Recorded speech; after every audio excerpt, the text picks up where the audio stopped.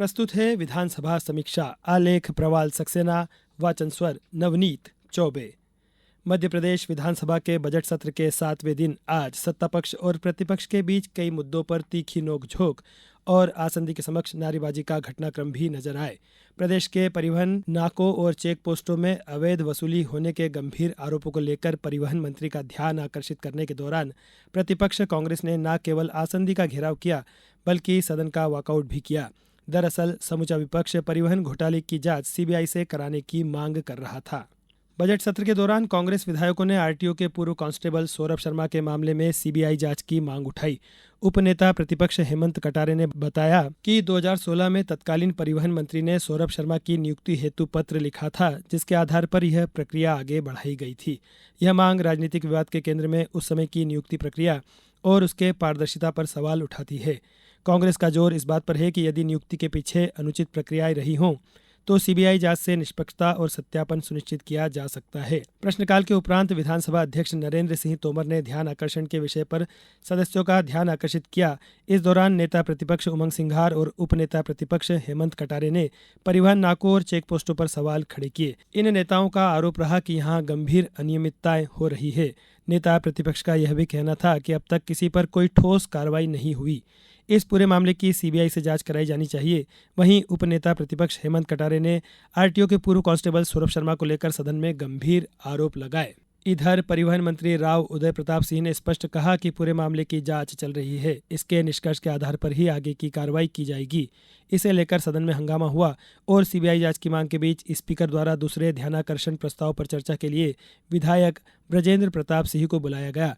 इस पर कांग्रेस विधायकों ने विपक्ष के टेबल के पास इकट्ठा होकर नारेबाजी की और अंततः सदन से वॉकआउट कर दिया। खेल एवं युवा कल्याण मंत्री विश्वास सारंग ने कहा कि कांग्रेस का प्रदर्शन केवल फोटो खिंचाने के लिए किया जा रहा है, जबकि विधानसभा में जनता की वास्तविक समस्याओं पर चर्चा होना चाहिए।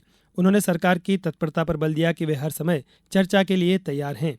इसके अलावा विधानसभा में लोक स्वास्थ्य यांत्रिकी, किसान कल्याण और कृषि विकास विभाग, कर्जा, नगरीय विकास, राज्य विधानमंडल, लोक स्वास्थ्य और चिकित्सा शिक्षा, सामान्य प्रशासन, विमानन, गृह, पर्यावरण, जेल, वन, औद्योगिक नीति और निवेश प्रोत्साहन, लोक सेवा प्रबंधन, खनिज साधन, विधि और विधायी कार्य, जनसंपर्क, प्रवासी भारतीय, विज्ञान और प्रौद्योगिकी, नर्मदा घाटी और आनंद विभाग पर चर्चा होनी है।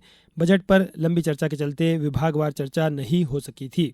विधायक मधु भगत सिंह ने विधानसभा में अपने प्रश्न के दौरान कहा कि मैंने 2017 से 2021 तक पूरे मध्य प्रदेश में सतत उधन मंजूरी की जानकारी मांगी थी, जिसके बदले सिर्फ परसवाड़ा विधानसभा क्षेत्र की जानकारी दी गई। इसकी जांच होना चाहिए। जिस अधिकारी ने पान बदल दिया उस पर कार्यवाही होना चाहिए। विधानसभा अध्यक्ष नरेंद्र सिंह तोमर ने कहा, विधानसभा सचिवालय को निर्देशित कर रहे हैं कि अधिकारी विधायक से मिलकर वस्तु स्थिति स्पष्ट करे। इस मामले में पूर्व नेता प्रतिपक्ष अजय सिंह ने कहा कि सरकार गुमराह कर रही है। प्रश्न में पूरे प्रदेश की जानकारी मांगी गई थी, लेकिन उन्हें सिर्फ उन्हीं के विधानसभा क्षेत्र की जानकारी दी गई है।